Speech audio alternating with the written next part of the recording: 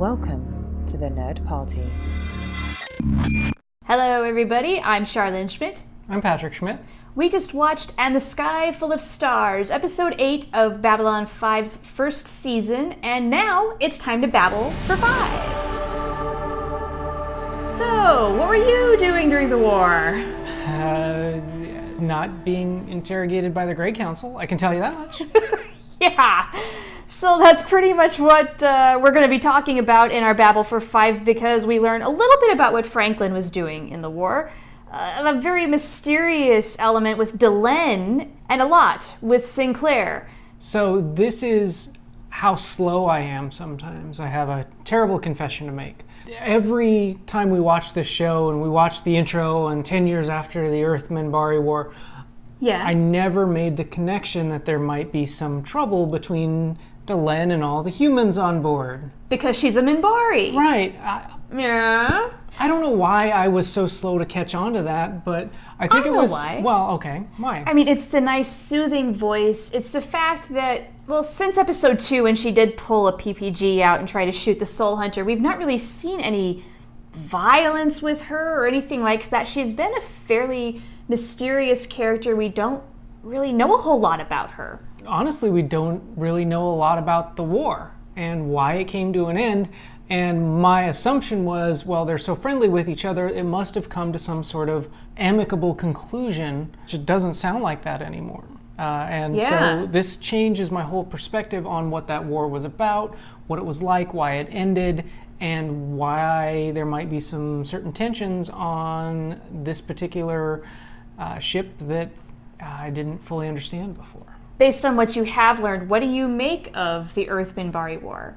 You know, it just keeps changing. For me, it was always just what I just talked about, that, you know, how did it end? I think we got a little bit closer to that answer with this episode. At the same time, though, I think there's a lot more to uncover. There are a bunch of layers to peel back from the onion here. And we haven't gotten to the root of it yet, but there's so much more to this than I maybe anticipated, and there's going to be so much more. It's going to create so much more tensions that maybe I didn't realize were there in the first place. Cool. All right, I'm excited. Now, as for the Minbari and Delenn, what are you thinking about that? It's designed, I think, right now to be mysterious. All you know is that there's this Grey Council thing. It's something she's not exactly proud of. I think that we saw some of that in a previous episode where they're talking about a Grey Council, and she was like, no. Right. To Delennier, she says, hey, keep that whole thing about being Setai under wraps.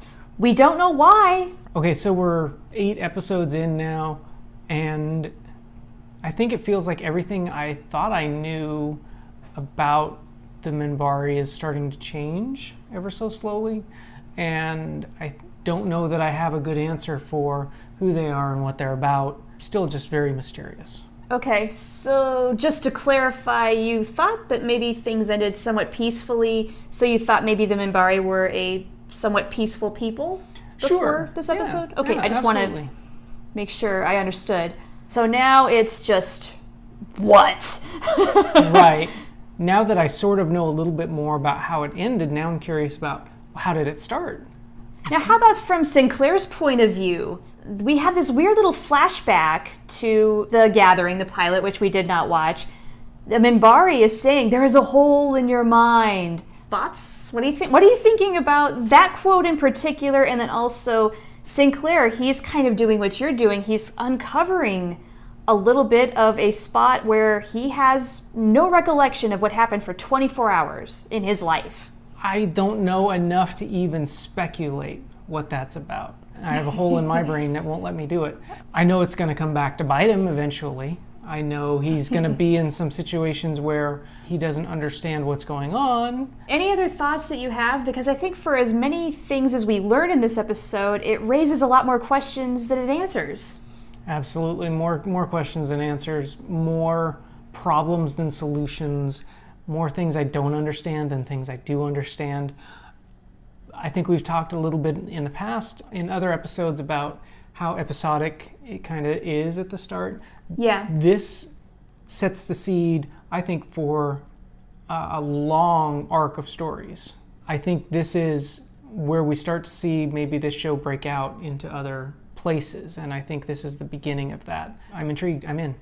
Thank you, everybody, for watching this Babble for 5. Please like and subscribe. Hit the bell for the instant notification we release a new video on every Sunday and Wednesday. And of course, please participate in the discussion in the comments. Spoiler-free, please, for the noobs in the room and elsewhere on the interwebs. If you do make a comment that is spoiler-ish, it will be removed. Just a forewarning. Please, you other first-timers, chime in on the comments below. I want to know that I'm not alone on this journey, and I would love to hear your thoughts. So thanks, everybody, and we'll talk to you again soon.